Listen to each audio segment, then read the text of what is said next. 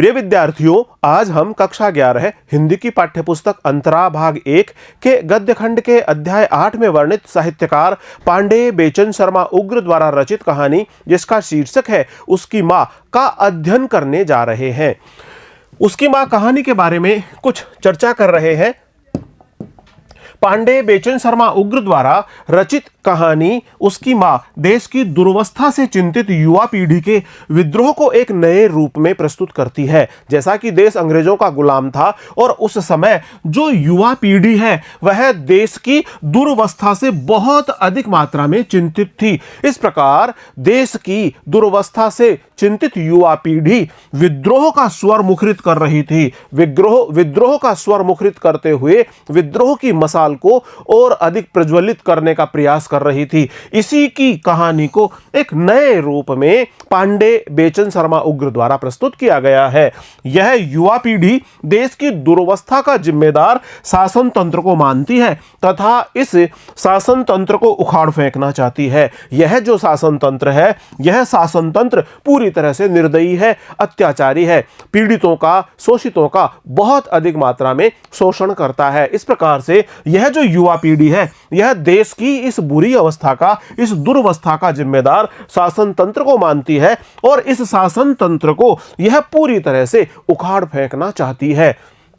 नई पीढ़ी का यह विद्रोही स्वर जहां राजसत्ता से विद्रोह की मसाल लिए खड़ा है, वहीं पूर्ववर्ती पीढ़ी का बुद्धिजीवी समाज अपनी सुविधा के लिए राजसत्ता के तलवे चाटने को तैयार है। यहां पर जो नई पीढ़ी है यह पूरी तरह से विद्रोही स्वर के साथ में है। इसका विद्रोही स्वर राजसत्ता से विद्रोह की मसाल लिए खड़ा है। तो वहीं जो नई पीढ़ी है, इससे पूर्ववर्ती पीढ़ी का बुद्धिजीवी समाज है, यह चाहता है कि उसकी सुख और सुविधाएं यथावत बनी रहे। उन सुविधाओं को पूरी तरह से यह बनाए रखने के लिए राजसत्ता के तलवे चाटने को भी तैयार है। इस प्रकार नई पीढ़ी तो विद्रोह करने के लिए तैयार है, लेकिन नई पीढ़ी के पूर्ववर्ती जो पीढ़ी का बुद्धिजीवी समाज है, यह अपनी सुविधा को बनाए रखने के लिए, अपनी सुविधा को बचाए रखने के लिए यह अंग्रेजी सत्ता के तलवे चाटने को तैयार है। इन दोनों के बीच खड़ी है एक मां,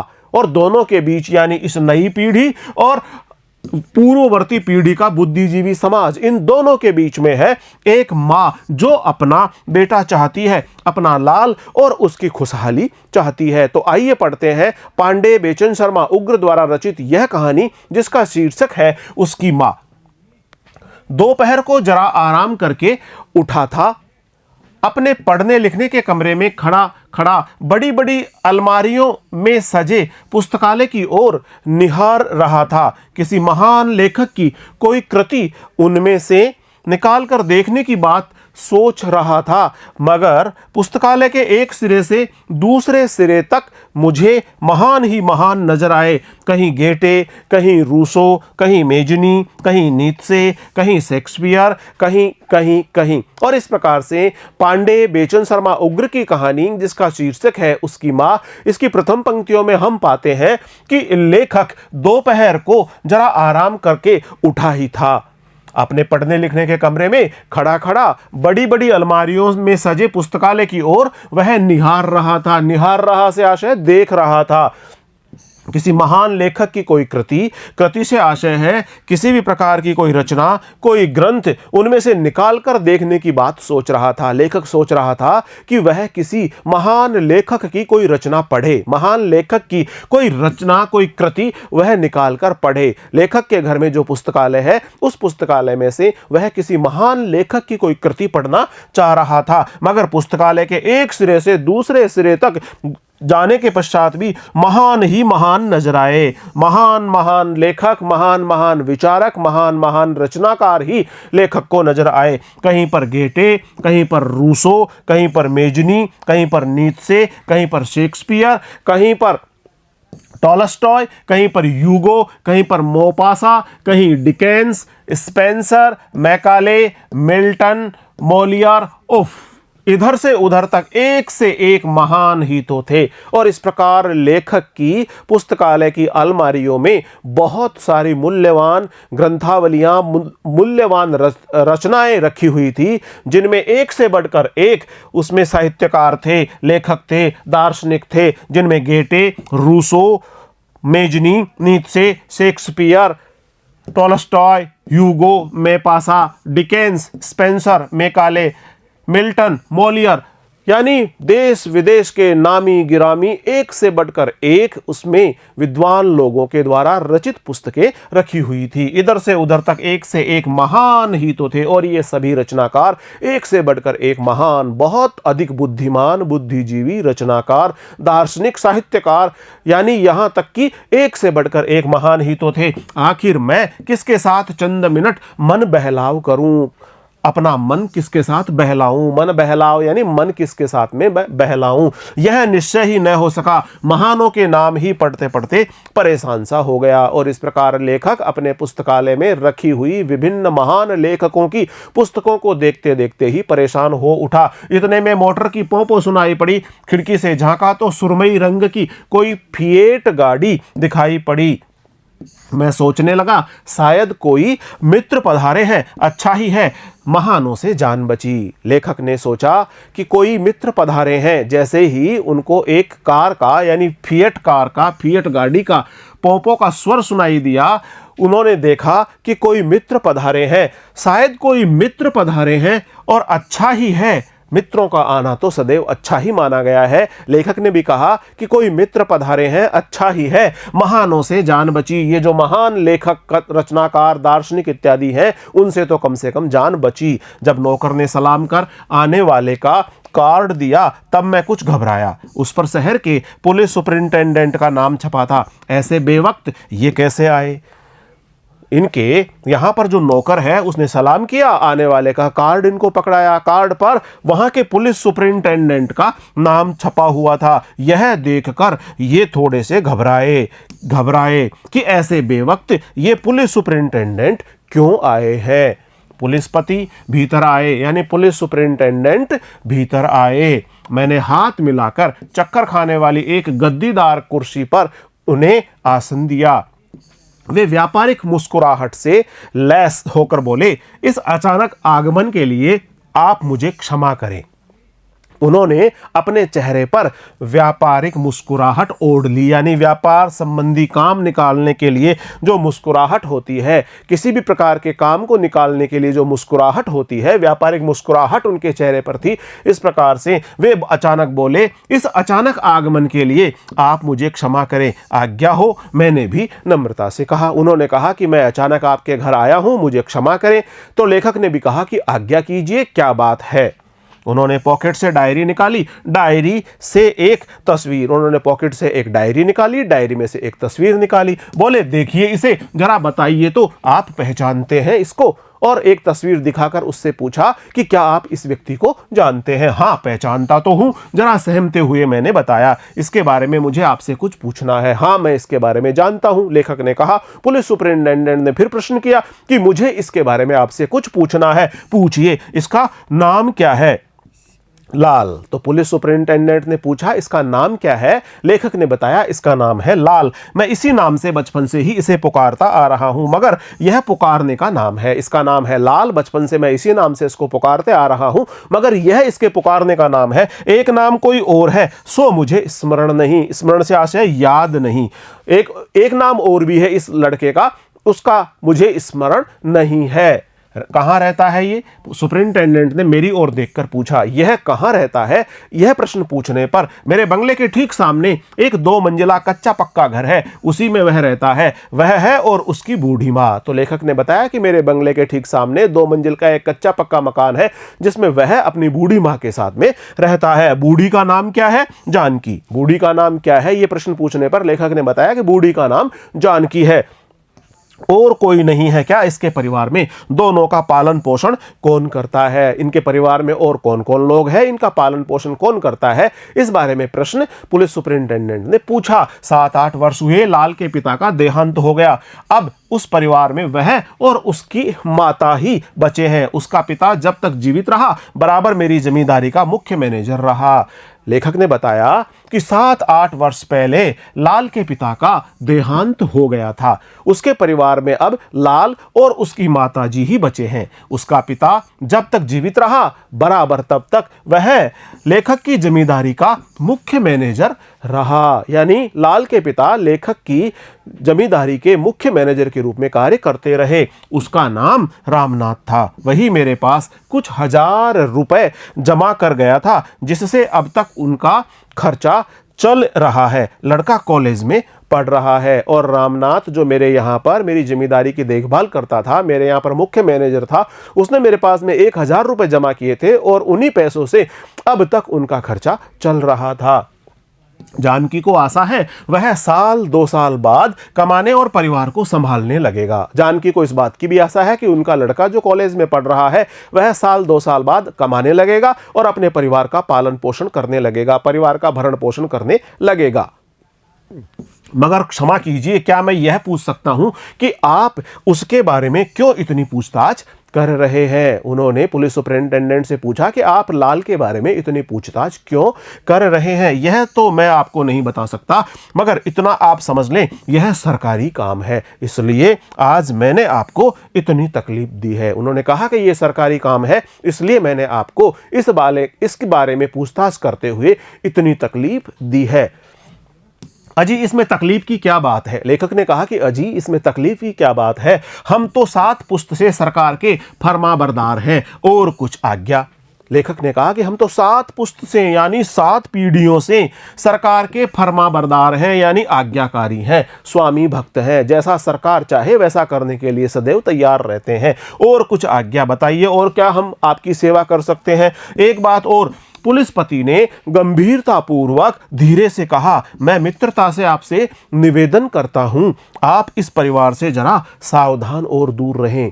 पुलिस सुपरिंटेंडेंट ने साथ ही साथ जाते समय लेखक को यह भी सलाह दे डाली कि आप इस परिवार से जरा सावधान और दूर रहें। फिलहाल इससे अधिक मुझे कुछ कहना नहीं है।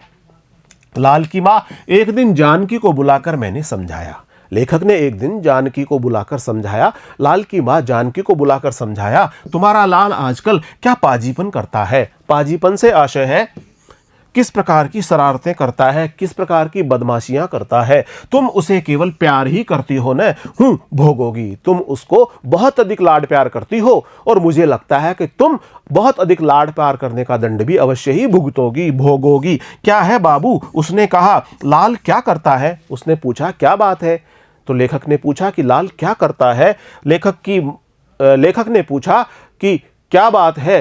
तो जानकी ने पूछा क्या है बाबू? उसने कहा लाल क्या करता है? लेखक ने पूछा कि लाल क्या काम करता है? मैं तो उसे कोई भी बुरा काम करते नहीं देखती। लाल की मां ने जवाब दिया कि मैं तो लाल को कोई भी बुरा काम करते हुए नहीं देखती। बिना किए ही तो सरकार किसी के पीछे पड़ती नहीं। हाँ, लाल की मां बड़ी धर्मात्मा, विवेकी और न्यायी सरकार है ये। जरूर तुम्हारा लाल कुछ करता होगा। और लेखक ने यह कहा लाल की मां से कि अगर कोई आदमी सरकार के विरुद्ध किसी प्रकार का कोई कार्य नहीं करे तो सरकार बिना कुछ किए ही किसी के पीछे नहीं पड़ती। हाँ लाल की मां। और साथ ही साथ लेखक ने कहा कि यह सरकार बड़ी धर्मात्मा है, बड़ी विवेकी है और बहुत ही न्यायी सरकार है। लेखक ने अंग्रेज सरकार को धर्मात्मा, विवेकी और न्यायी सरकार कहकर संबोधित किया। जरूर तुम्हारा लाल कुछ करता होगा। मां पुकारता हुआ उसी समय लाल भी आया। लंबा, सुडोल, सुंदर, तेजस्वी। लाल वह लंबे कद का था, सुडोल था, सुंदर था और तेजस्वी था। इस प्रकार से एक लंबा, सुडोल, सुंदर, तेजस्वी युवक जिसका नाम है लाल वह आया। मां उसने मुझे नमस्कार कर जानकी से कहा, तू यहां भाग आई है? चल तो मेरे कई सहपाठी वहां खड़े हैं, उन्हें चटपट कुछ जलपान करा दे, फिर हम घूमने जाएंगे। लाल ने अपनी माँ से कहा कि मेरे घर पर बहुत सारे सहपाठी आए हैं, घर पर चल और उनको जलपान करा दे, फिर हम लोग घूमने जाएंगे। अरे जानकी के चेहरे की झुर्रियां चमकने लगी, कांपने लगी उसे देखकर। इसका मतलब यह है कि यहां पर लेखक हमें बताना चाह रहा है कि जानकी की उम्र बहुत अधिक हो गई है और उसके चेहरे पर झुर्रियां भी चमकने लगी है। तू आ गया लाल, चलती हूं भैया, पर देख तो तेरे चाचा क्या शिकायत कर रहे हैं, तू क्या पाजीपन करता है बेटा। और उसने लेखक के सामने ही अपने बेटे लाल से कहा कि देख तेरे चाचा क्या शिकायत कर रहे हैं, तू क्या पाजीपन करता है, तू क्या शरारतें और क्या बदमाशियां करता है। क्या है चाचा जी, उसने सविनय सुमधुर स्वर में मुझसे पूछा। मैंने क्या अपराध किया है? लाल ने लेखक से बहुत ही विनयपूर्वक सविनय सुमधुर मधुर स्वर में पूछा कि मैंने क्या अपराध किया है। मैं तुमसे नाराज हूं लाल, मैंने गंभीर स्वर में कहा। क्यों चाचा जी? लाल ने पूछा। चाचा जी मुझसे नाराज क्यों है? तुम बहुत बुरे होते जा रहे हो, जो सरकार के विरुद्ध षड्यंत्र करने वाले के साथी हो। हाँ तुम हो। देखो लाल की माँ, इसके चेहरे का रंग उड़ गया, इसके चेहरे का रंग उड़ गया। रंग उड़ जाना एक मुहावरा है जिसका आशय है घबरा जाना। लाल की माँ देखो तो मैंने जैसे ही इससे यह प्रश्न पूछा कि तुम सरकार के विरुद्ध कुछ षड्यंत्र कर रहे हो, इसके चेहरे का रंग उड़ गया, यह सोचकर कि यह खबर मुझे कैसे मिली। सचमुच एक बार उसका खिला हुआ रंग जरा मुरझा गया मेरी बातों से, पर तुरंत ही वह संभला। आपने गलत सुना चाचा जी, मैं किसी षड्यंत्र में नहीं। हाँ मेरे विचार स्वतंत्र अवश्य है। लाल ने लेखक को बताया कि वह किसी भी षड्यंत्र में शामिल नहीं है। हाँ उसके विचार स्वतंत्र अवश्य है। मैं जरूरत बेजरूरत जिस तिसके आगे उबल अवश्य उठता हूं, देश की दुर्वस्था पर उबल उठता हूं, इस पशु हृदय परतंत्रता पर। और लाल ने लेखक को बताया कि वह जब तब जैसे तैसे उबल उठता है, उसका हृदय उबल उठता है। इसलिए उबल उठता है क्योंकि देश की स्थिति खराब है, देश की दुरावस्था पर वह उबल उठता है। इस पशु हृदय परतंत्रता पर, पशु हृदय से आशय है पशुओं जैसी अमानवीय यानी जानवरों जैसी क्रूर स्वभाव वाली यह जो परतंत्रता है, गुलामी है, इस पर लाल उबल पड़ता है। देश की दुर्वस्था पर वह उबल पड़ता है। तुम्हारी ही बात सही, तुम षड्यंत्र में नहीं, विद्रोह में नहीं, पर यह बक बक क्यों? लेखक ने कहा कि मैंने मान लिया कि तुम कोई षड्यंत्र नहीं कर रहे हो, तुम कोई विद्रोह नहीं कर रहे हो, लेकिन इसके बावजूद तुम यह बकबक क्यों करते हो? इससे फायदा, तुम्हारी इस बकबक से न तो देश की दुर्दशा दूर होगी न उसकी पराधीनता। लेखक ने कहा कि तुम बकबक क्यों करते हो? तुम्हारी इस बकबक से न तो देश की दुर्दशा दूर होगी और न ही देश की पराधीनता दूर होने वाली है। तुम्हारा काम पढ़ना है, पढ़ो, इसके बाद कर्म करना होगा। तुम पढ़ो, विद्वान बनो और उसके पश्चात कर्म करो। परिवार और देश की मर्यादा बचानी होगी और इस प्रकार जब तुम पढ़ोगे, कर्म करोगे, काम करोगे, तभी तो तुम देश की और परिवार की मर्यादा को बचा सकोगे। तुम पहले अपने घर का उद्धार कर लो, तब सरकार के सुधार का विचार करना। पहले तुम अपने घर का उद्धार करो और उसके पश्चात तुम सरकार के सुधार का विचार करना। उसने नम्रता से कहा, चाचा जी क्षमा कीजिए, इस विषय में मैं आपसे विवाद नहीं करना चाहता। चाहना होगा, विवाद करना होगा। लाल ने कहा कि मैं इस विषय पर विवाद नहीं करना चाहता। लेखक ने कहा कि इस विषय पर विवाद करना होगा, चाहना होगा। मैं केवल चाचा जी नहीं, तुम्हारा बहुत कुछ हूं। तुम्हें देखते ही मेरी आंखों के सामने रामनाथ नाचने लगते हैं। लेखक ने कहा कि तुम्हें देखते ही मेरी आंखों के आगे तुम्हारे पिता रामनाथ नाचने लगते हैं। मैं तुम्हारा चाचा ही नहीं हूं, और भी बहुत कुछ हूं। तुम्हें देखते ही मेरे नेत्रों के समक्ष तुम्हारे पिता रामनाथ नाचने से लगते हैं। तुम्हारी बूढ़ी माँ घूमने लगती है। भला मैं तुम्हें बेहात होने दे सकता हूं? इस भरोसे मत रहना, मैं तुम्हें बेहात नहीं होने दूंगा। बेहात से आशय है नियंत्रण से बाहर नहीं निकलने दूंगा, हाथ के नीचे से नहीं निकलने दूंगा। तुम्हें मैं आजाद और स्वतंत्र नहीं होने दूंगा। इस पराधीनता के विवाद में चाचा जी, मैं और आप दो भिन्न सिरों पर है। आपका, उसने लेखक से कहा कि ये जो आजादी का जो विषय है ये पराधीनता का विवाद है। इस पराधीनता के विवाद में चाचा जी मैं और आप दो भिन्न भिन्न सिरों पर है। एक तरफ राजसत्ता के साथ विद्रोह करने वाला लाल है तो दूसरी ओर उसके चाचा जी जो राजसत्ता के तलवे चाटने के लिए तैयार हैं। इस प्रकार राजसत्ता के साथ तैयार होने के कारण से चाचा जी और लाल जो राज का विद्रोही है, इस प्रकार से दोनों ही दो अलग अलग सिरों पर खड़े हुए हैं।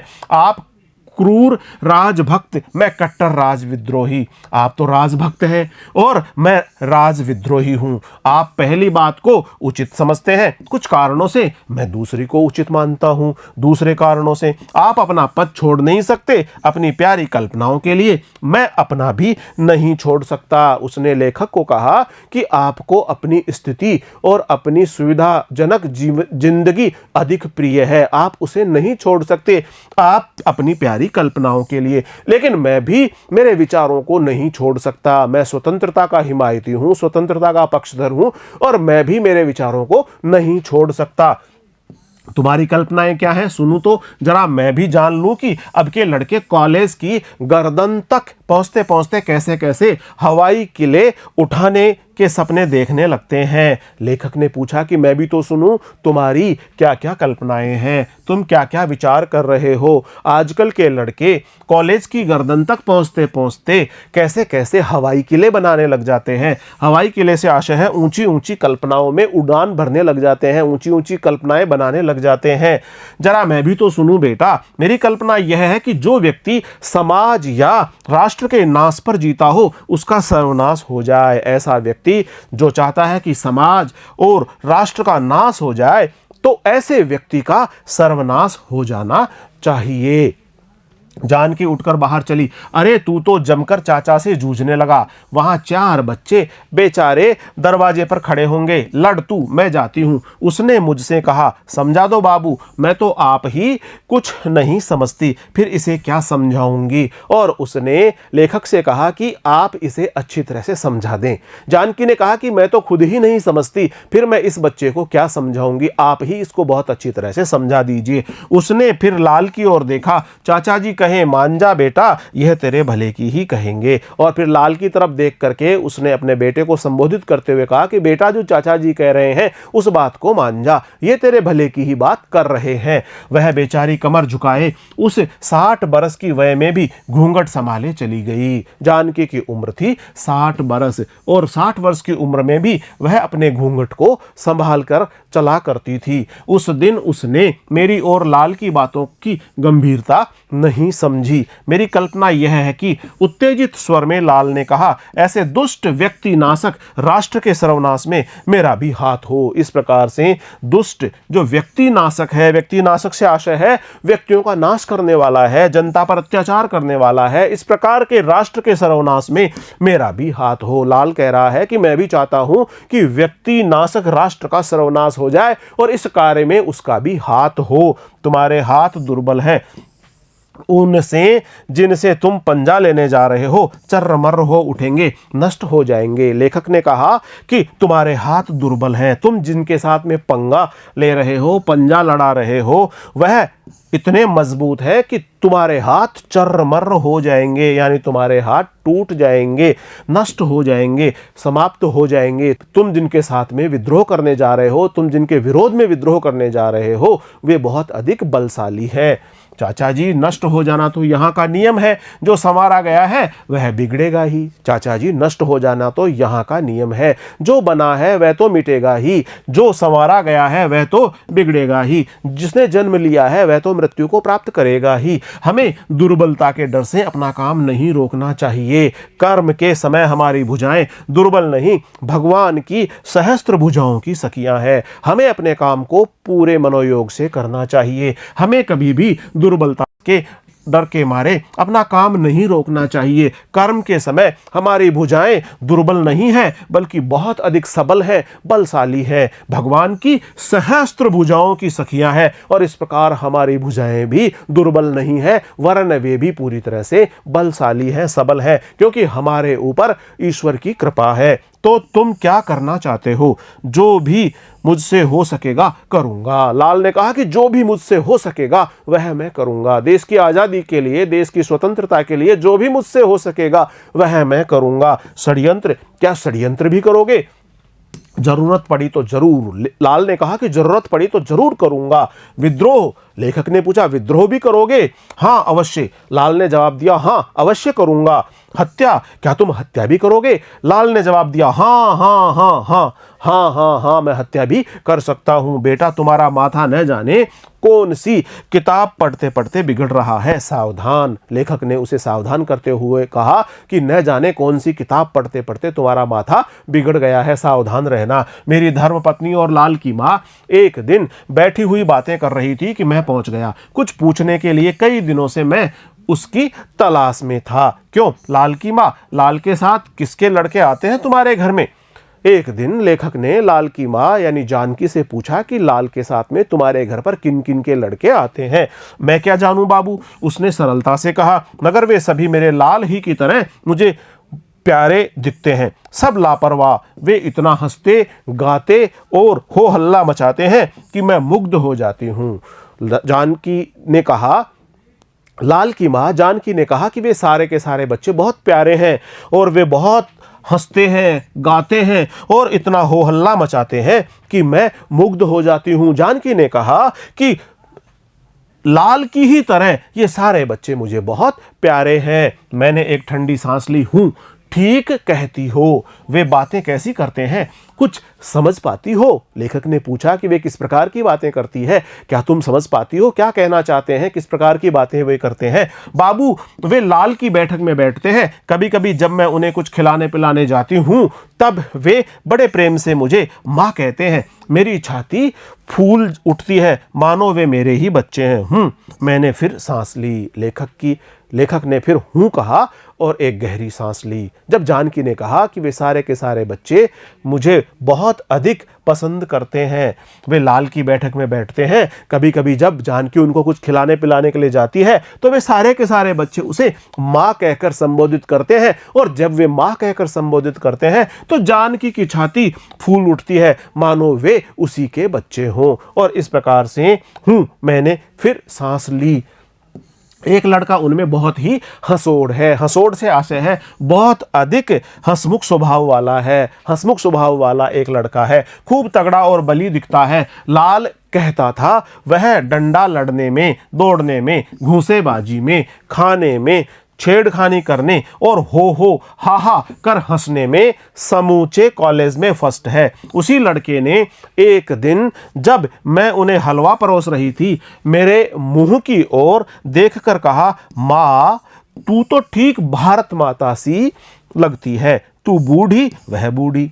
एक दिन जब जानकी उन सब लड़कों को कुछ खिला रही थी, हलवा परोस रही थी, उसी समय एक हंसोड़ से लड़के ने, जो बड़ा तगड़ा और बली दिखता था, उसने जानकी के चेहरे की ओर देखकर कहा, माँ तुम तो ठीक भारत माता जैसी ही दिखाई पड़ती हो, तुम बूढ़ी वह भी बूढ़ी, यानी तुम भी बूढ़ी हो और भारत माता भी बूढ़ी है, तू भी बूढ़ी है और भारत माता भी बूढ़ी है। उसका उजला हिमालय है, तेरे केस है। उसका जो उजला हिमालय है, हिमालय पहाड़ उसके सिर पर है, वैसे एकदम बर्फ से ढका हुआ सफेद रंग का, उसी प्रकार से तेरे केस हैं। तेरे केस भी अब सफेद रंग के हो गए हैं। हिमालय पर जिस प्रकार से बर्फ सफेद रंग से ढका हुआ दिखाई पड़ता है, इस प्रकार से तुम्हारे सर पर जो केस हैं वे भी सफेद रंग के दिखाई पड़ते हैं। हाँ, नक्शे से साबित करता हूं, तू भारत माता है। सिर तेरा हिमालय है, माथे की दोनों गहरी बड़ी रेखाएं गंगा और यमुना, यह नाक विंध्याचल, ठोड़ी कन्याकुमारी तथा छोटी बड़ी झुर्रियां रेखाएं भिन्न भिन्न पहाड़ और नदियां हैं। और इस प्रकार से उस लड़के ने कहा कि मैं नक्शे के अनुसार तुझे भारत माता साबित करता हूं। तेरा जो सिर है ये हिमालय पहाड़ की तरह है, माथे की दोनों जो गहरी गहरी बड़ी बड़ी रेखाएं हैं ये गंगा नदी और यमुना जैसी पवित्र नदियों के रूप में है। ये जो तुम्हारी नाक है ये विंध्याचल पर्वतमाला है, तुम्हारी जो ठोड़ी है ये कन्याकुमारी जैसी है, और छोटी बड़ी झुर्रियां और रेखाएं जो भिन्न भिन्न पहाड़ हैं और नदियां हैं। इस प्रकार तुम तो पूरी तरह से भारत माता ही हो। जरा पास आ मेरे, तेरे केसों को पीछे से आगे बाएं कंधे पर लहरा दूं, वह बर्मा बन जाएगा। बिना उसके भारत माता का श्रृंगार शुद्ध न होगा। और उसके केसों को उसने आगे की तरफ लहरा दिया और उसको बर्मा बना दिया। इस प्रकार से वह पूरी तरह से लाल की मां को भारत माता के रूप में चित्रित करता है। जानकी उस लड़के की बातें सोच गदगद हो उठी। बाबू ऐसा ढीठ लड़का, और उसने लेखक से कहा कि बाबू ऐसा ढीठ लड़का है, वह मुझे भारत माता के साथ में चित्रित करता है, यानी मुझे कहता है कि तू भी बूढ़ी है, भारत माता भी बूढ़ी है। भारत माता के सिर पर हिमालय पहाड़ है सफेद रंग का, और उसी प्रकार तेरे सिर पर भी जो केस हैं वो भी सफेद रंग के हैं। और इस प्रकार से वह नक्शे के साथ में मेरी तुलना करते हुए मुझे भी भारत माता ही बताता है। सारे बच्चे हंसते रहे और उसने मुझे पकड़ मेरे बालों को बाहर कर अपना बर्मा तैयार कर लिया। और इस प्रकार से उसने बालों को आगे कर दिया और बर्मा तैयार कर लिया। उसकी सरलता मेरी आंखों में आंसू बनकर छा गई। मैंने पूछा, लाल की मां, और भी वे कुछ बातें करते हैं क्या? लड़ने की, झगड़ने की, गोला गोली या बंदूक की? लेखक ने पूछा, जानकी, क्या वह और भी किसी प्रकार की कोई बातें करते हैं क्या? कोई लड़ाई की, झगड़े की, गोला गोली, बंदूक इत्यादि की कोई बातचीत करते हैं क्या? अरे बाबू, उसने मुस्कुरा कर कहा, वे सभी बातें करते हैं, उनकी बातों का कोई मतलब थोड़े ही होता है। सब जवान है, लापरवाह है, जो मुंह में आता है बकते हैं, कभी कभी तो पागलों सी बातें करते हैं। महीना भर पहले एक दिन लड़के बहुत उत्तेजित थे, न जाने कहां लड़कों को सरकार पकड़ रही है। और इस प्रकार से जानकी इन लड़कों के बारे में बताती है। मालूम नहीं पकड़ती भी है या वे यों ही गप हाँकते थे। जानकी ने लेखक से कहा कि पता नहीं सरकार और पुलिस लड़कों को पकड़ती भी है अथवा जो लड़के हैं ये ऐसे ही गप हाँकते हैं। मगर उस दिन वे यही बक रहे थे। पुलिस वाले केवल संदेह पर भले आदमियों के बच्चों को त्रास देते हैं। त्रास देने से आशय है उनको डराते हैं, उन्हें परेशान करते हैं। पुलिस वाले केवल संदेह के आधार पर ही भले आदमियों के बच्चों को डराते हैं, धमकाते हैं, मारते हैं, सताते हैं। यह अत्याचारी पुलिस की नीचता है। वे ऐसे बच्चों को जो भले आदमियों के बच्चे हैं, भले आदमियों के बच्चों को वे केवल और केवल संदेह के आधार पर ही डराते हैं, धमकाते हैं, मारते हैं, त्रास देते हैं। यह तो पुलिस की नीचता है। ऐसी नीच शासन प्रणाली को स्वीकार करना अपने धर्म को, अपने कर्म को, आत्मा को, परमात्मा को भुलाना है। धर्म को, कर्म को, आत्मा को, परमात्मा को भुलाना है। ऐसी नीच शासन प्रणाली को स्वीकार करके धीरे धीरे घुलाना मिटाना है। और इस प्रकार से ऐसी शासन प्रणाली को जो पूरी तरह से नीचता पर उतर आई है उसको स्वीकार करना तो अपने धर्म को, कर्म को, आत्मा को, अपने परमात्मा को भुलाना है और धीरे धीरे घुलाना मिटाना है। एक ने उत्तेजित भाव से कहा, अजी ये परदेसी कौन लगते हैं हमारे, जो बरबस राजभक्ति बनाए रखने के लिए हमारी छाती पर तोप का मुंह अड़ाए अड़े और खड़े हैं। ये कौन लोग हैं जो बरबस, बरबस से आशय है बलपूर्वक हमारे सामने, हमारी छाती पर तोप का मुंह लगाए खड़े हैं? ये कौन लोग हैं? ये परदेसी हमारे लगते कौन हैं? और ये केवल और केवल अंग्रेजी सत्ता के प्रति राजभक्ति बनाए रखने के लिए ही हमारी छाती पर तोप का गोला लगाए खड़े हैं, अड़े हैं। उफ, इस देश के लोगों के हिये की आंखें मुंद गई है। ये लड़के जो क्रांतिकारी भावनाओं से भरे हुए हैं, देशभक्ति की भावनाओं से भरे हुए हैं, यह कहते हैं कि इस देश के लोगों के हिये की आंखें, हिये की आंख से आशय है जो विवेकपूर्ण समझदारी है, हृदय की आंखें हैं, वे न जाने किस प्रकार से मुंदी हुई है। यानी वे तो पूरी तरह से अपने हिये की आंखों को बंद करके ही बैठे हैं। इस देश के लोगों के हिये की आंखें मुंद गई है। तभी तो इतने जुल्मों पर भी आदमी आदमी से डरता है। ये बहुत सारे जुल्म करते हैं, बहुत सारी अन्याय करते हैं, अत्याचार करते हैं, इतना होने के बावजूद भी आदमी आदमी से डरता है। ये लोग शरीर की रक्षा के लिए अपनी अपनी आत्मा की चिता संवारते फिरते हैं। नाश हो इस परतंत्रवाद का। ये जो परतंत्रवाद है इसका नाश जल्दी से जल्दी होना चाहिए। दूसरे ने कहा, लोग ज्ञान न पा सके इसलिए इस सरकार ने हमारे पढ़ने पढ़ने लिखने के साधनों को अज्ञान से भर रखा है। लोग वीर और स्वाधीन न हो सके, इसलिए अपमानजनक और मनुष्यताहीन नीतिमर्दक कानून गढ़े हैं। उन्होंने कहा कि लोग पढ़ लिख नहीं जाए, कहीं उनको ज्ञान की प्राप्ति न हो जाए, लोग ज्ञान न पा सकें, इसलिए सरकार ने पढ़ने लिखने के साधनों को पूरी तरह से समाप्त कर दिया और उनको अज्ञान से भर दिया है। साथ ही साथ लोग वीर और स्वाधीन न हो सके, इसके लिए अपमानजनक और मनुष्यताहीन नीतिमर्दक कानून गढ़ दिए हैं। ऐसे ऐसे कानून बना दिए गए हैं जिनके माध्यम से नीतिमर्दक नीति को मिटाने वाले कानून है, अपमान देने वाले कानून है, मनुष्यता से हीन कानून है, यानी उन कानूनों में मनुष्यता नाम की कोई चीज ही नहीं बची है। गरीबों को चूसकर सेना के नाम पर पले हुए पशुओं को शराब से, कबाब से मोटा ताजा रखती है यह सरकार।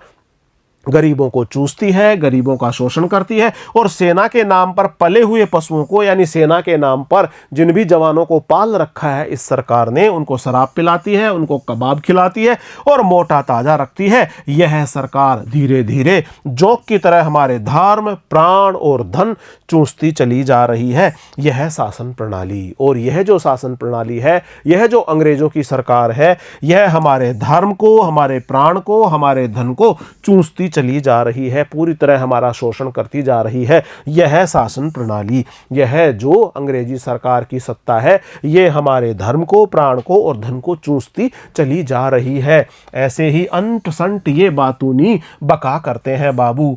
जब भी चार छोकरे जुटे तभी यही चर्चा, जब भी चार छोकरे जुटते हैं तभी यही चर्चा करते हैं कि यह सरकार निर्दयी है, अन्यायी है, शोषण करने वाली है और इस प्रकार से इस सरकार का जल्दी से जल्दी सर्वनाश होना चाहिए। लाल के साथियों का मिजाज भी उसी सा अल्लड़ बिल्लड़ मुझे मालूम पड़ता है। अल्लड़ बिल्लड़ से आशय है ना समझ सा, उसी प्रकार से वे भी अल्लड़ता के साथ में, नासमझी के साथ में भरे हुए हैं। ये लड़के जो जो पढ़ते जा रहे हैं त्यों त्यों बक बक में बढ़ते जा रहे हैं। ये लड़के कॉलेज में जितना पढ़ रहे हैं उतनी ही इनकी बक बक बढ़ती जा रही है। ये जो जो पढ़ते जा रहे हैं त्यों त्यों इनकी बक बक बढ़ती जा रही है। यह बुरा है लाल की माँ, मैंने गहरी सांस लेकर कहा। जैसे ही जानकी ने कहा कि ये लड़के जितना कॉलेज में पढ़ रहे हैं इनकी बक बक बढ़ती जा रही है, लेखक ने कहा कि यह बुरा है जानकी माँ, ऐसा नहीं होना चाहिए। प्रिय विद्यार्थियों, आज हमने अध्याय 8 में वर्णित साहित्यकार पांडे बेचन शर्मा उग्र द्वारा रचित रचना जिसका शीर्षक है उसकी मां का प्रथम अंश पढ़ लिया है। इस कहानी का दूसरा अंश लेकर शीघ्र ही हम आपके समक्ष उपस्थित होंगे। तब तक बहुत बहुत नमस्कार।